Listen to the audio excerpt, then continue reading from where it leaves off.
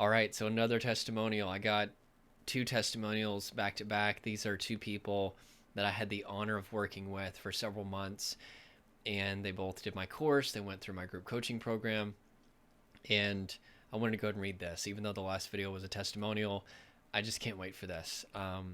Before we get into the testimonial, it's going to fill you with hope. Make sure to smash that, you know, just you know what to do. The like and subscribe and comment, share, all that stuff. Also, if you'd like to join the same coaching program that allowed this person in the last video that we did to become 100% symptom free, there's a link to apply below. Also, a link to my course for depersonalization-derealization is down there. It's called the S5 method. I have a brand new health anxiety course available, also a course to heal from narcissistic abuse. Anyway, it's all down there in the links below. Check that out. All right, let's get into this, which, like I said in the last video, I am still getting over COVID, so I might have to cough and hack and snort and all that fun stuff. So sorry about that in advance. Okay, I'm not gonna cry this time. All right, I don't know why yesterday, like I just in that video that I did, I just could not cry. All right, now if I need to cry, I will, but I don't think I will. I don't know why yesterday. It was just a really emotional testimonial. All right. Where do I begin with Jordan? Point blank, he has changed my life. I'm now 100% free of anxiety, panic attacks, depersonalization-derealization, and also extreme existential rumination. And I remember that with her. Oh my gosh, she struggled so immensely. She would like look at the sky, and the sky felt off, and basically just was sitting and ruminating about existence for long periods of the day, which I used to do many years ago. I told you the hacks and the snorts were coming. She said, I've always struggled with these things since I was 16. I'm 29 now. So this had been a part of her life. This basically became who she was. I mean, it didn't become who she was. Like, it didn't change her identity, but it was such a part of her that whenever we started coaching, it was like there was just so much foundation that needed to be laid because that was just all she had ever known. She said, I've tried medications, therapy once a week for 4 years straight, which I want to tell you, I think therapy can be absolutely life-changing if you're with the right therapist. But I think so many times people come in to a therapist and instead of getting referred to maybe somebody that specializes in trauma, the therapist with a good heart tries to help them with something a methodology that doesn't really get to the root, especially when it comes to shifting what's happening in the body, which whenever it comes to healing trauma, that's what we have to shift. That's what the neuroscience is showing us. But anyway, I love therapists. I have therapists reach out to me all the time for training, and sometimes they get overwhelmed themselves. They experience what's called compassion fatigue, and they come to me for coaching anyway. But I see this constantly. People will sit in therapy and talk about their symptoms, or maybe they try to use cognitive behavioral therapy, which is great for certain things if there's not so much going on in the body. For like 10 years, I've seen 20 years, 30 years, people just showing up every single week, sometimes twice a week. And because they're not getting to the root of what's happening in the body, it just never resolves their symptoms. She said, I've had a lot of trauma in my life. There was no question really as to why I experienced trauma and depersonalization-derealization. She said the course alone was a huge step to my recovery. But what really gave me the results was the coaching with him.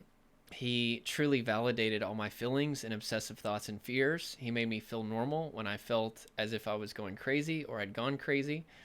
I was a stay-at-home mom with way too much time on my hands to think about anything other than symptoms. Just to pause for a second, you know, whenever she came to me, she was kind of just existing, and she would admit that. And I love to help people not just become symptom free, but to really step into their confidence, step into their mission in life, and their confidence. And I basically was like, hey, you've got so much potential. Like, we need to really get you doing more than just existing. And we'll get to that here in a minute. I quickly read through this, and I think I remember she talks about what she ended up doing with her career. But anyway, she says, he gave me the tools and the guidance to go back to work. So she had to quit her job because of symptoms and to pursue something better for myself. When before I bought his course or did his coaching, I couldn't leave my room without being triggered immediately. So I see this all the time. I had one person that I helped fully recover. They literally wouldn't leave their room for like a year. And that's part of the freeze response, which is a trauma response. Your brain is saying, don't do anything. Don't move an inch. Don't go outside. Don't live your life. That's dangerous, because think about it. The freeze response is designed to play dead, to convince a predator that you're dead so they lose interest and walk away. It's a mammalian defense mechanism. So as human beings, we're not totally frozen like a lot of mammals end up being, but we are frozen in the sense of frozen with our life, right? We stop living our life and we yield to the voice of the freeze response. That's why a big part of recovery is you've got to get back to living your life as normal, because the more that you avoid, the more that your brain thinks that there's lions about to eat you. Basically, yeah, she couldn't even look out her window. Like I told you, like she would look at the sky or look just outside, and it would really trigger derealization, which is where you feel super disconnected from reality. And it led to super extreme existential rumination. She said, now I am working almost an hour away from home. That was another thing, is I was like, hey, we gotta get you back to work. And she found an amazing job that she really enjoys. And I just finished my course to become a realtor. Next is my broker's license. So she had mentioned that I was like, so what's something that you're passionate about? What's something that you would maybe want to do with your life? And she was like, well, I have a friend who's a realtor, and I kind of am interested in that. But she was like, but what if I'm not successful? And I was like, what if you are successful? And also right now, because we're trying to get you out of these symptoms, it doesn't even matter if anything comes from this. We just need you moving forward. A big part of healing trauma is moving forward again. That's part of what's going to convey safety to your nervous system. Even if nothing comes of it, it's still going to get you busy. Not just busy, by the way, not just occupying your mind, but challenging your mind, engaging your creativity instead of investing all your creativity in all these catastrophic what-if scenarios about recovery and existence, etc. Anyway, so she was like, okay, yeah, I'll give this a shot. And she said, honestly, if it weren't for Jordan pointing out the things that could be causing it, I would still just be laying in my room wishing for my symptoms to go away. When you're in that state and feel hopeless, it's easy to do that. Jordan is someone who has been there and has the knowledge in such a way of wording things that it makes it just click, and you know what you need to do to recover. So one of the things that I really focus on is simplicity, and breaking very complex things down into simplistic metaphors or examples or tools that people can use. I basically read all the boring neuroscientists and traumatologists where I have to like look up words that they're saying, as I'm like, what the heck does that even mean? And I try to translate that into the common tongue, you could say. It's not easy and it's not a fast process, but it doesn't last forever. My recovery definitely wasn't all at once, but up and down over time, until one day I realized I haven't even thought about anxiety, panic, DPDR, or existence in a while. And that was what it took for me to see that you really can recover. She says, I'm not special. I thought I had this special case of symptoms that would not go away, but it can and it will. I was there. Do what Jordan tells you to do, and I promise you will live the life you never thought possible. Thank you so much, Jordan, for everything. I'll remember what you have taught me forever. I got to tell you, she had tons and tons and tons of questions. She had tons and tons and tons and tons of moments where she was so convinced that this wasn't going to work, right? Everybody that usually comes to me, they're very skeptical because they've tried just so much stuff that hasn't worked. And they really do have to trust me. And I say, just listen, really trust your body, but trust what I'm saying, which is that your body knows how to heal itself. If we continually put the conditions for healing into place, your body will heal itself. You'll go back into what's called your social engagement system, the ventral vagal branch of your parasympathetic nervous system, which is where you are completely calm and there are no symptoms of fight, flight, freeze response. But to get there, there's a rewiring that has to take place. But thankfully, because of something called neuroplasticity, you can rewire your brain. But you have to do things that are conveying safety to your nervous system instead of doing things like negative rumination, avoidance, not releasing muscle tension and energy and emotion, and things like that that are just flooding the nervous system with signals of threat. So anyway, once you change the signals, let me repeat this. Once you change your signals, you change your symptoms. That's what I tell people. We have to do things that are conveying safety to the body and the nervous system over and over and over again. And eventually your brain, through neuroplasticity, starts to change. Not eventually, immediately, it starts to rewire, even though you don't experience the effects of it in the form of a mitigation of symptoms for a while. Your brain starts to reprogram and change the neural pathways in your brain as it relates to your sensory environment from one of threat to one of safety. It's just like working out. Right? Let's say you had the perfect workout routine and you go to the gym and you're doing the workout routine. Let's even say Arnold Schwarzenegger was your workout partner. I am the best in the world. I will help you gain the muscle. Here is the workout I did in 1993 to win bodybuilding championship. I'll never do that again. That was literally the worst accent I've ever heard for Arnold. I am the Terminator. Anyway, I gotta stop. That, please, you don't have to laugh. That was terrible. But anyway, you could have him as your personal trainer, the perfect workout, the perfect diet, and you're going to show up to the gym and you're going to do the workout, and then you're going to wake up the next morning, look in the mirror, and see absolutely nothing.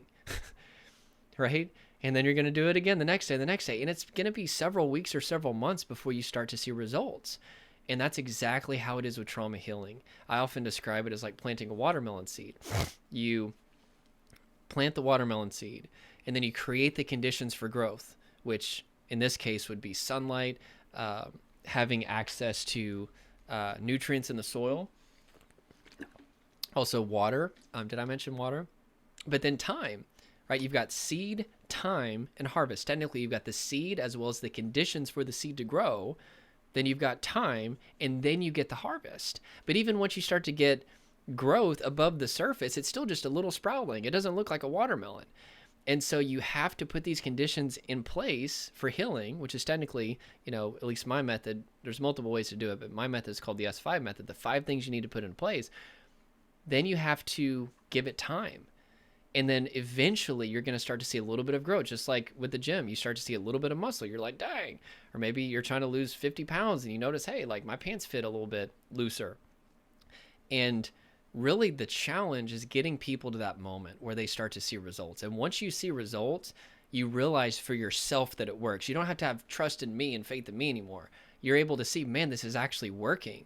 And that's what happened. That's exactly what my client said, is like once she was able to see those results, that's whenever she knew that this was going to work. But there's so much skepticism, and so much frustration over these symptoms that it just sucks the life out of people. The symptoms themselves suck the life out of people. And so if that's you're the reason why I'm doing this testimonial. There is hope. You can heal. You have an innate capacity to triumph over trauma. That's the seed. But if I plant a watermelon seed in the ground and don't water it, and there's not nutrients in the soil and there's not sunlight, what's going to happen to that seed? It's not going to grow.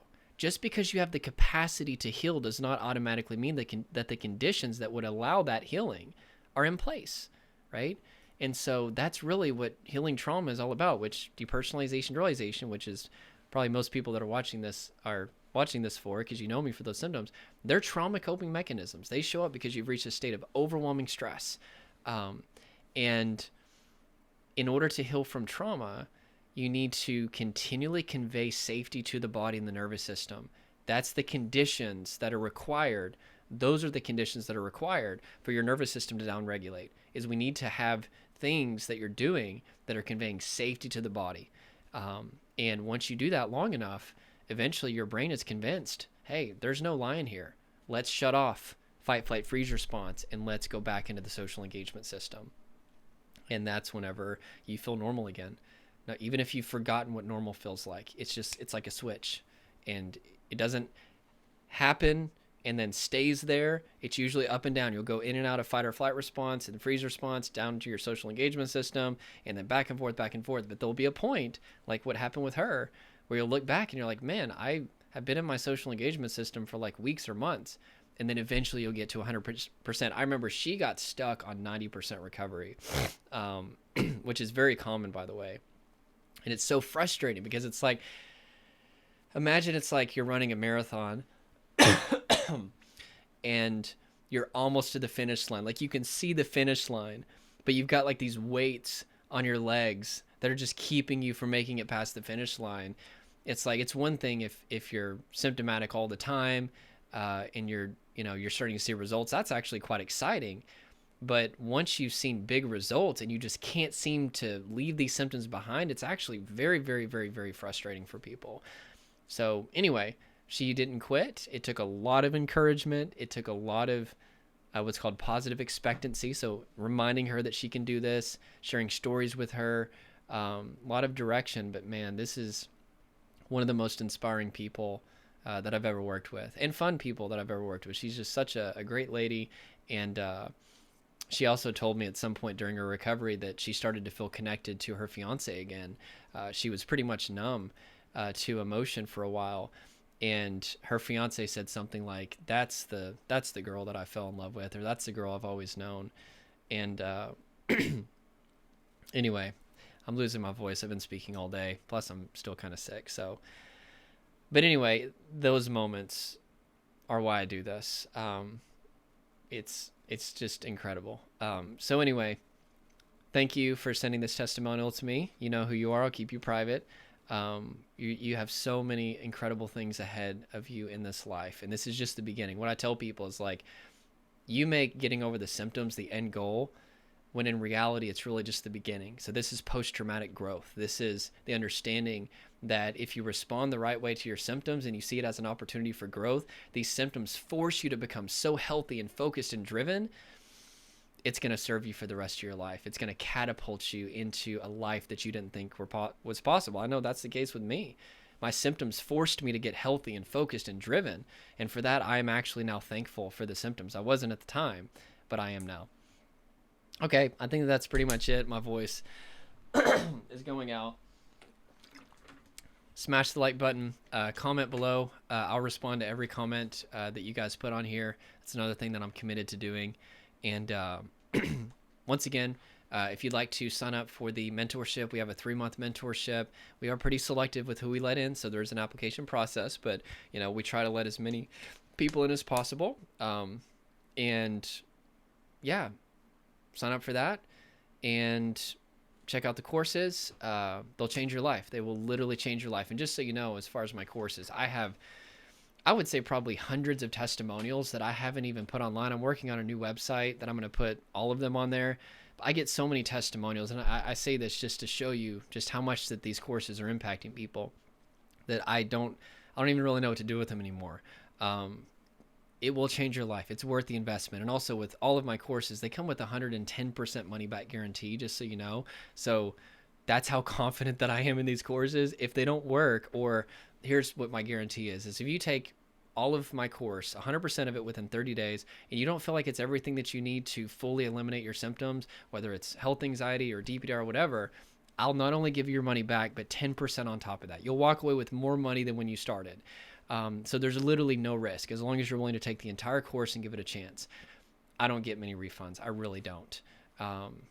Literally, it's very, very rare. I mean, God, I don't even remember the last refund that I've got a request for. It definitely does happen, which, to be honest with you, I think sometimes people are just wanting their money back, not because the course wasn't life-changing, and they're usually very short. They're like, hey, I need, anyway, that's a whole nother thing. That's in any industry. You're going to get people like that. But genuinely, it's very rare that it happens. And I've put so much in these courses, it will change your life, or you get your money back plus 10%. And also, this is how I support me and my team as well. So anyway, check that out. You guys are amazing. There is hope. I hope that this encouraged you. And if you have your own story, send it to jordan@coachjordanhardgrave.com. I'd be happy to do an interview with you if you'd be willing to, or we can just read an email testimonial like this girl did and the last one did. Either way is fine. All right. I'm losing my voice, so I'm going to go ahead and get off here. Peace.